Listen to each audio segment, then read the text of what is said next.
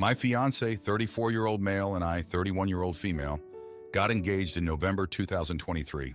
We were planning a December 2024 wedding, but we've learned that I need a nose job for medical and aesthetic reasons, so we've postponed the wedding until after due to finances. My mom, 65-year-old female, is mad about the whole thing and how it will be perceived by relatives. Backstory. When I was 9, I fell off my bike and broke my nose. Sadly, my mom didn't believe that it was broken. She said I was over-exaggerating the pain. She refused to take me to the doctor. It hurt so much I cried daily for weeks. Note, she was a stay-at-home mom and we live in Canada, so taking me to a doctor wouldn't have cost money or time off work. Since then, I've had issues with breathing and awful sinus pain, occasionally to the point of vomiting. Flying is torture. Random weather changes are torture.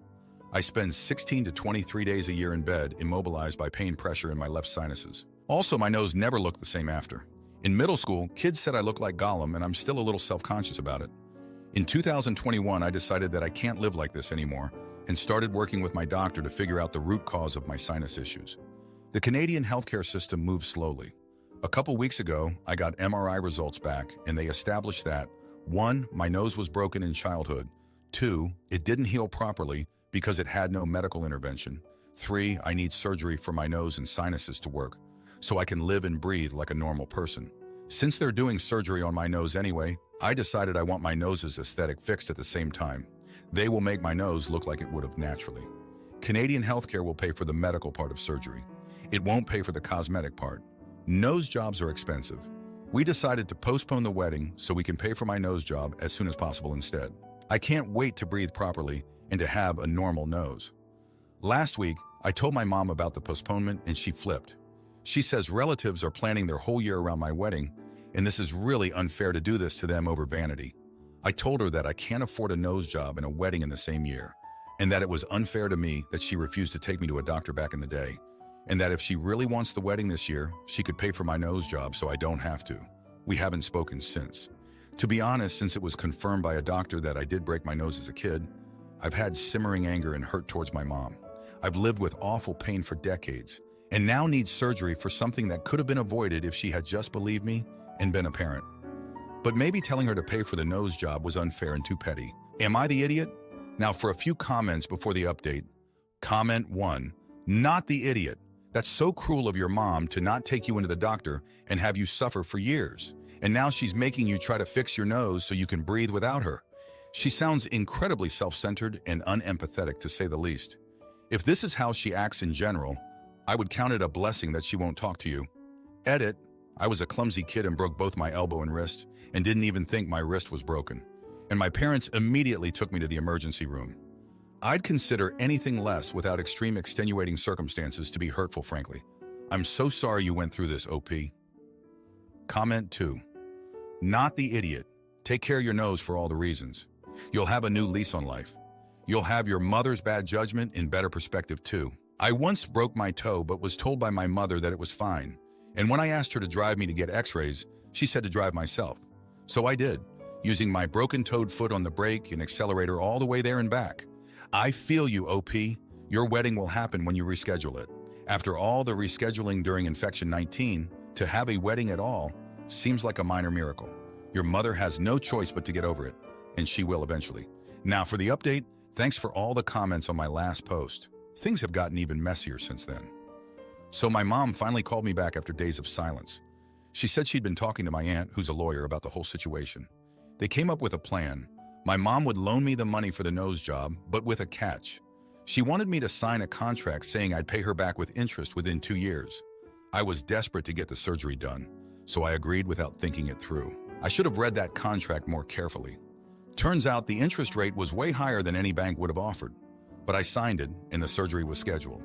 I was so focused on finally being able to breathe properly that I didn't consider the consequences. The surgery went well, and for a week I was on cloud 9. I could breathe, and my nose looked like what I imagined it should have always been. But then the complications started. I got an infection, which meant more medical bills, more time off work, and more stress. My fiance was supportive, but I could tell he was worried about our finances. Meanwhile, my mom was acting like she was the hero of the story, telling everyone how she'd stepped in to help her poor daughter. It made me sick to my stomach, but I couldn't say anything because I needed her money. Then my fiance lost his job. It was unexpected and it hit us hard. We were already stretched thin with the loan repayments and my medical expenses. And now this. We started falling behind on payments to my mom, and she was quick to remind us of the contract I'd signed. It was around this time that I found out my mom had been spreading rumors about my fiance, saying he was unreliable and that I should reconsider marrying him. I was furious. I confronted her, and we had a huge fight. She said she was only looking out for me, but I knew it was her way of controlling me, just like with the loan. I felt trapped. I couldn't pay her back, my health was still not great, and my relationship with my fiance was strained. I started to wonder if I'd made a mistake postponing the wedding and accepting my mom's help. But then my aunt, the lawyer, came to me with a proposal. She said she'd been talking to my mom and they'd come up with a solution.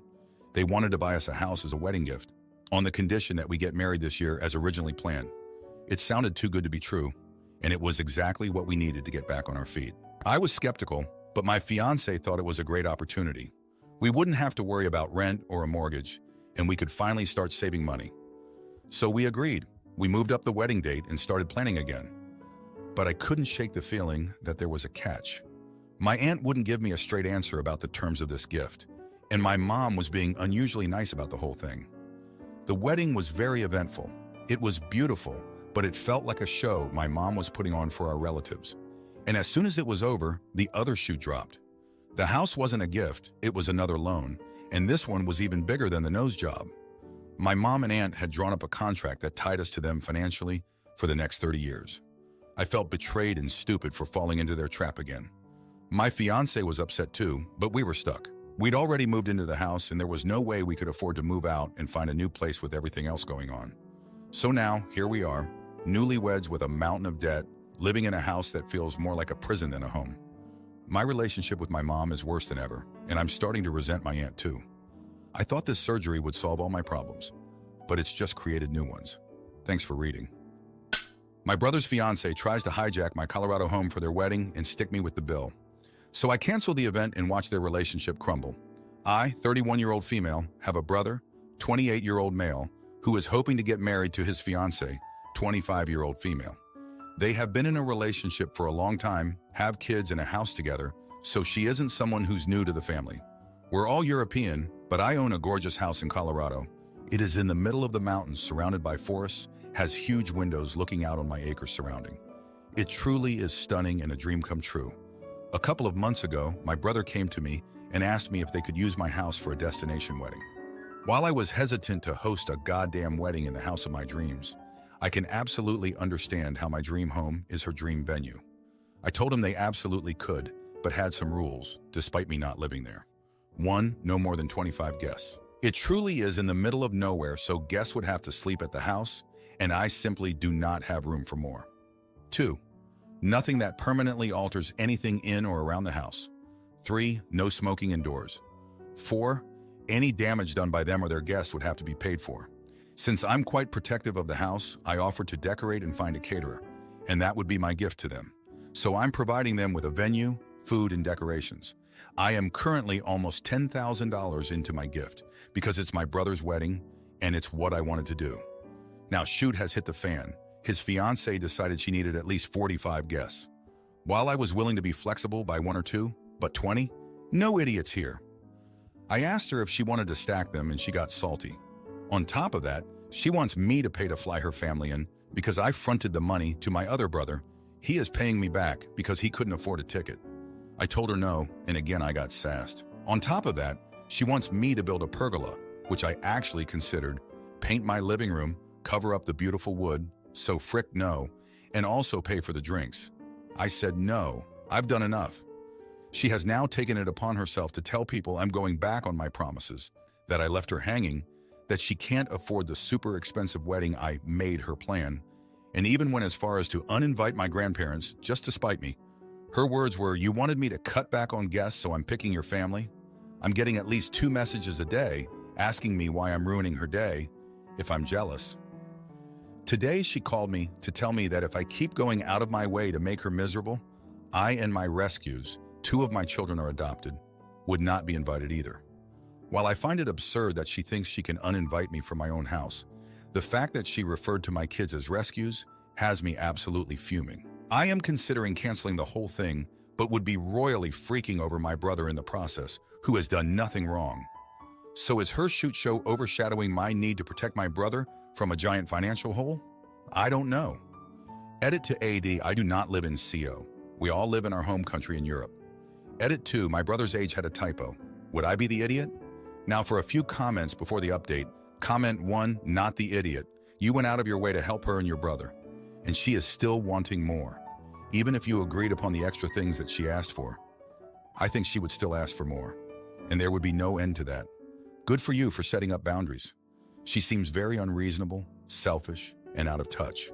And calling your kids rescues is out of line and just shows you what kind of person she really is. If they don't have money for the destination wedding, then they shouldn't plan one in the first place. Comment 2, not the idiot. Today she called me to tell me that if I keep going out of my way to make her miserable, my rescues, 2 of my children are adopted, would not be invited either. You're a calmer person than I am that you didn't tell her the thing was off then and there. Someone who said that to me about my kids wouldn't be family to me anymore, let alone someone I'd consider hosting a wedding for. Now, for the update, thanks for sticking around. A lot has happened since my last post. So the wedding drama with my brother's fiancé escalated quicker than a wildfire. After the whole rescuing comment about my kids, I was ready to cut her off completely. But before I could even make a move, she did something that made my blood boil. She went behind my back and booked a local band to play at the wedding without even asking me. And guess what? They're a 10-piece ensemble. Where on earth was she planning to put them in my living room? I confronted her, and she had the nerve to tell me that since I was being difficult, she took it upon herself to make her dream wedding happen.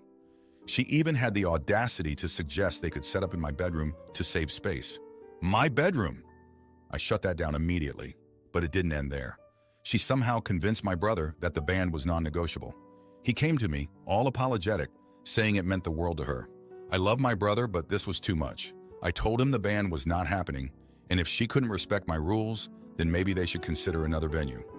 The next day I found out she had posted pictures of my house on social media, bragging about her upcoming fairy tale wedding. My private sanctuary was now splashed all over the internet for strangers to gawk at. That was the last straw. I called my brother and told him the wedding at my house was off. He was crushed and I felt terrible, but I couldn't let her walk all over me. He tried to reason with her, but she wouldn't budge on her demands. It was like watching a train wreck. In the end, he saw her true colors. He called off the wedding entirely, saying he couldn't marry someone who had so little respect for his family. It was a tough decision, but he said it felt like a weight had been lifted. I thought that was the end of it. But no, she had one more card to play. She threatened to sue me for all the wedding expenses she'd incurred, said I had made a verbal contract with her. Luckily, I had all our conversations in writing, and there was no way she could pin anything on me. She tried to drag my name through the mud, but everyone who knew me knew the truth. In the aftermath, my brother moved back in with me for a while. He's been picking up the pieces of his broken relationship, and I've been there for him every step of the way. It's been tough, but we're getting through it together. Thanks for reading. My ex-husband ditched me for someone younger and left me with debt, but when he got sick and wanted to move in, I said no and watched his own kids scramble to pick up the pieces. My ex-husband and I had 3 children, 25-year-old female, 23-year-old female, and 22-year-old male. We separated 4 years ago after he said he was tired of seeing my old face every day and wanted to find someone younger. His words to my face when asking for a divorce. The divorce was a mess. He tried in every way to take everything I had, and I even had to take on half of his debts. Long story short, I never talked to him again face to face, and we only talk through lawyers when it's something about our children. Months ago, from my children, I found out that he was diagnosed with cancer, and it is in an advanced stage. I didn't say anything more about it because any topic related to him doesn't appeal to me, but I decided to support my children and stay by their side. Yesterday, my 3 children all live with me, sat down with me, telling me that their father could no longer work, chemo plus cancer, and wouldn't be able to stay in his current home, so he had nowhere to live, and they would like for him to live here in these last stages.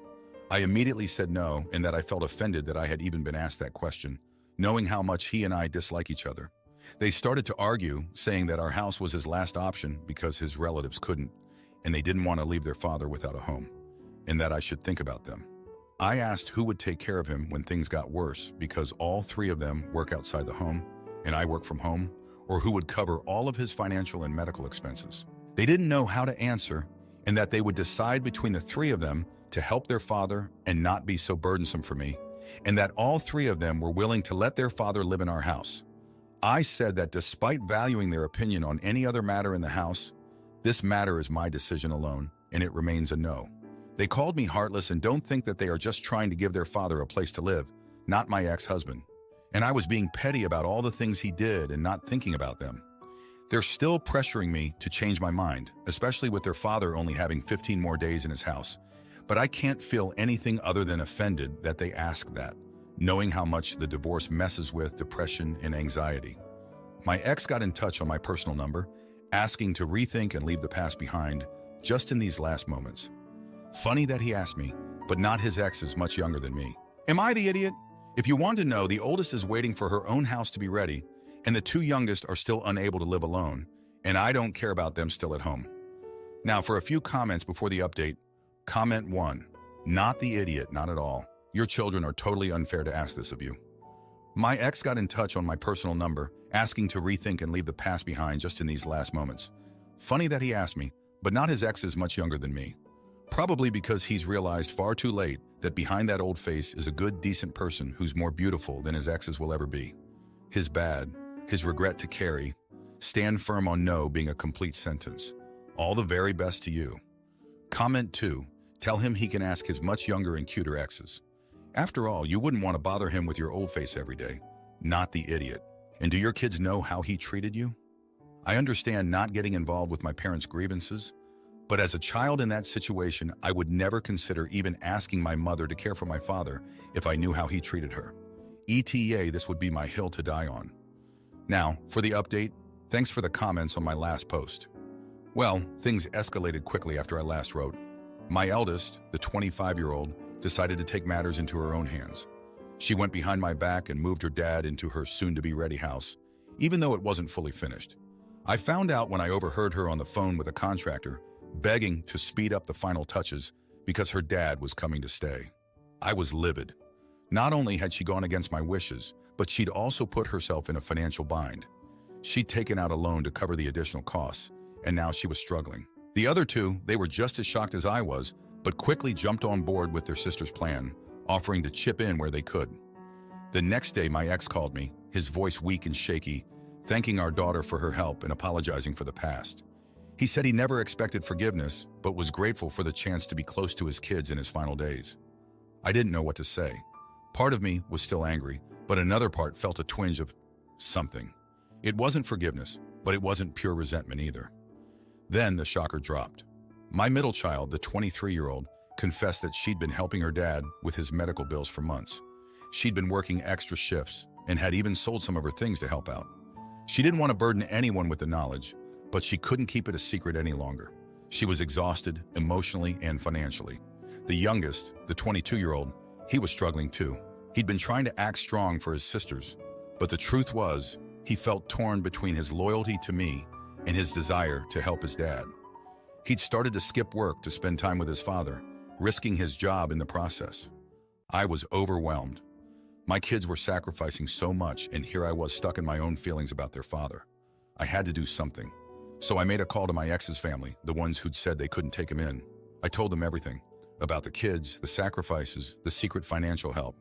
I didn't mince words. I told them it was time they stepped up. To my surprise, they agreed. They hadn't realized the full extent of the situation and promised to start contributing more, both in terms of time and money. It was a small victory, but it felt significant. The house was quiet that night. The kids were with their dad, and I was alone with my thoughts. I realized that while I couldn't just forget the past, I couldn't let it dictate our future either. My kids needed me, not to hold on to old grudges, but to support them through this tough time. The next day, I sat down with my children and we talked. Really talked. We laid out a plan for how we could all contribute to their father's care without overextending ourselves. We set boundaries and made sure everyone's needs were being considered, including my own. It's been very eventful, but we're managing. My ex's family is helping out more, and the kids are feeling less burden. As for me, I'm learning to let go of the bitterness, bit by bit. It's not easy, but I'm trying, for my kids. Thanks for reading. If you like this video, you'll probably like these too. Also, while you're here, please consider subscribing. It's your support that keeps this channel alive and allows me to make better and longer videos. Have a great day.